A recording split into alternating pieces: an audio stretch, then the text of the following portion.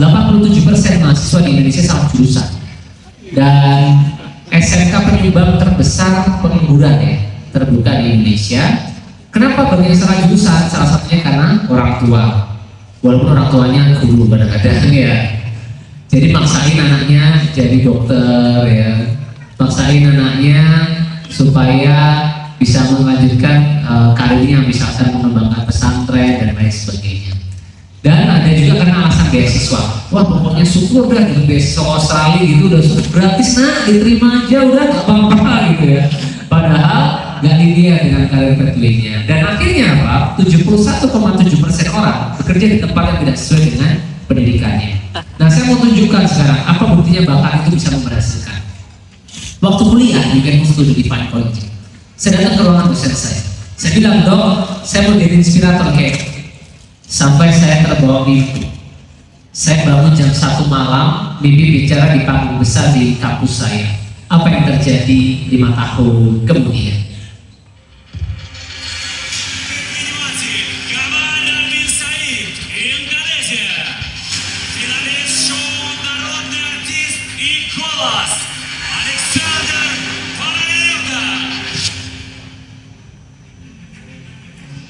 As a medical doctor, I say it's so not happen and I must do something.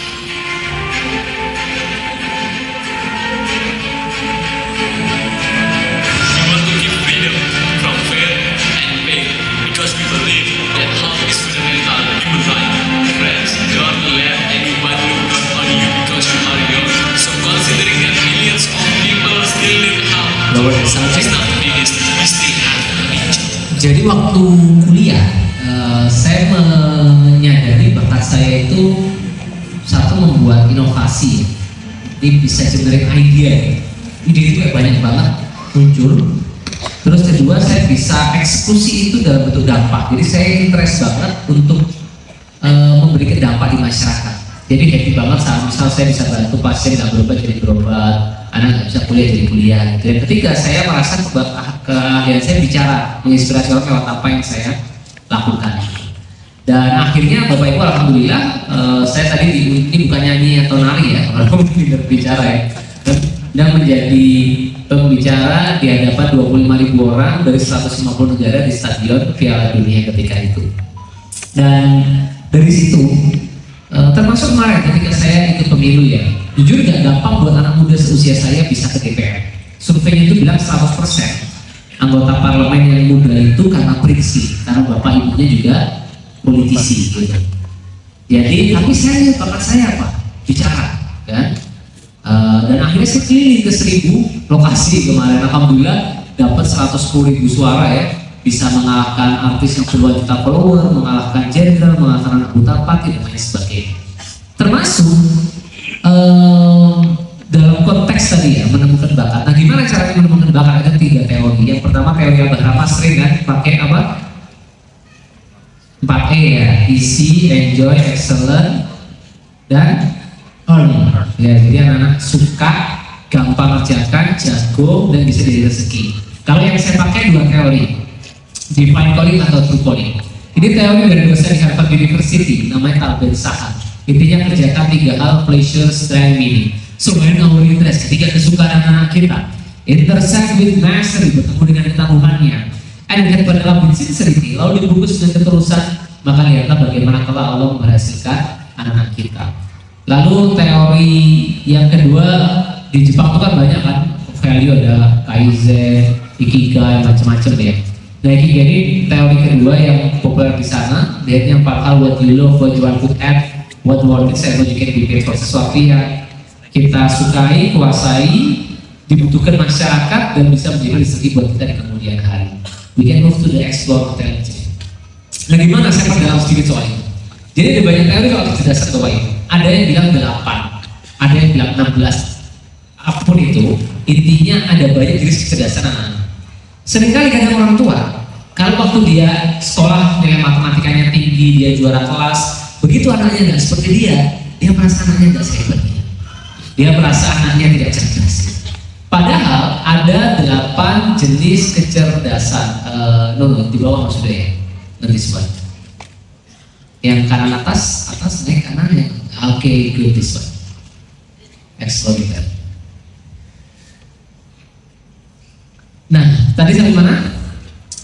Orang tua anaknya. Padahal ada 8 jenis kecerdasan tadi. Misalnya, ada yang numeriknya bagus, logikalnya bagus, commonly. Ada yang dia mungkin numerik logikalnya nggak terlalu kuat. Dia tapi punya kemampuan body kinestetik, dia jago sepak bola, bulu tangkis gitu ya, lari gitu. Ada yang mungkin itu nggak jago tapi ahli word smart ya, atau verbal linguistic. Dengan memahami ini, maka kita akan berkesimpulan bukan retorika bahwa nggak ada orang yang bodoh gitu. Setiap orang punya potensi yang dimiliki. Nah, tugas kita orang tua menemukan.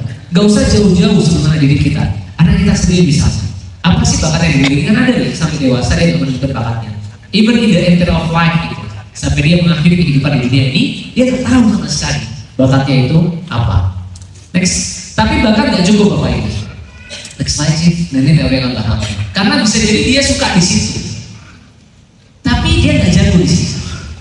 Passion nggak cukup. Bisa juga itu menambah dia mencoba hal yang lain. Bapak Ibu menyimpulkan terlalu cepat bahwa anak suka sepak bola. Dia belum coba basket, dia belum coba badminton, dia belum coba catur gitu kan, atau yang lain yang misalkan. Atau bisa jadi bukan tujuan hidup dia. Misalkan dari saya merasa bakat saya bicara, tapi saya nggak ingin sampai di end of life ya, itu saya betul-betul ngomong terus gitu kan ya. Saya ingin buat sebuah legacy besar gitu. Next slide sih. Nah contohnya ada namanya Vincent van Gogh. Dia melukis 2000 lukisan sepanjang dia hidup. Tapi hanya satu lukisan yang laku setahun sebelum dia meninggal. Dengan harga yang murah. Even sekarang kalau Bapak Ibu beli satu lukisan ini harganya bisa 2-3 miliar. Tapi sepanjang dia hidup, dia tidak merasakan hasil dari bakat atau passion yang dia miliki. Next slide sih.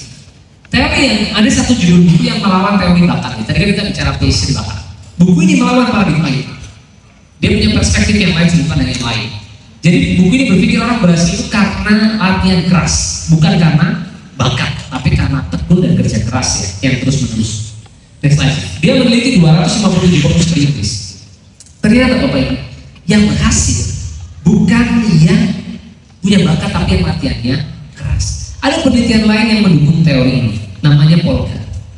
Dia menikahi relawan penelitiannya. Jangan dipraktekkan ya, Mas Zari.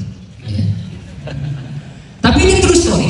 Dia menikahi relawan penelitiannya karena dia membuktikan. Jadi penelitiannya itu menikah, membuktikan bahwa ketiga anaknya yang tidak diketahui bakatnya apa, yang dia juga bukan orang tua juga bukan ahli catur, ketiganya menjadi dari master catur, dan ketiganya menjadi dari master catur, bahkan salah satunya menjadi pemain catur terbaik mulai tahun 98 sampai 2015. Apakah Polga ahli catur? Tidak.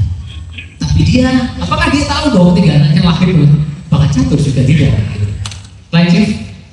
Jadi mana yang lebih penting Bapak Ibu? Bakat apa latihan? Bakat apa latihan? Dua-duanya Bapak Ibu. Anak-anak Bapak Ibu semua, even dia punya bakat, dia akan kalah sama orang yang latihan keras. Tapi anak kita akan sangat sulit dikalahkan oleh orang kalau dia menemukan bakatnya dan dia latihan keras di situ. Jadi bagi saya bakat itu karena freestyle. Dia selama di depan, tapi dia bisa kalah dengan yang bekerja keras. Nah, bagaimana kita mengkombinasikan dua hal ini? Teori yang pertama tadi ya, yang Bapak Ibu bawa pulang sekarang satu, temukan bakat anak di rumah.